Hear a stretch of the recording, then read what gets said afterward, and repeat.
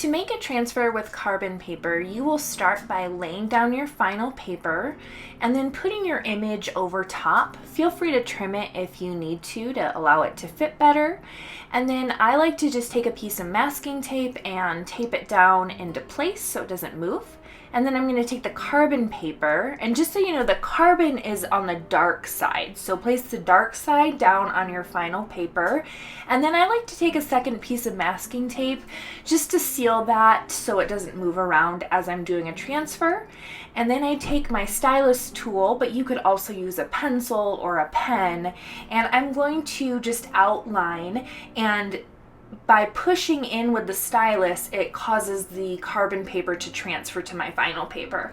So I just pretty much go around and trace like the information that I want to include. It's not necessarily everything, but every so often I just like to pick up the paper and just kind of look and see how things are going. So this is a great method to use for oils, acrylics, gouache. Watercolor, sometimes it can be tricky because these lines are very dark, but it can work. They don't always erase very well either. So I do take time with my transfer and almost treat it as like I'm sketching over top of the picture. And then here I'm just taping off my edges so I get a nice clean border. If you don't have carbon paper, you can actually make your own by taking a sheet of like printer paper and covering it with a thin layer of soft graphite, like a 4B or a 6B, and use that with the graphite side down, and it's kind of like a DIY piece of carbon paper.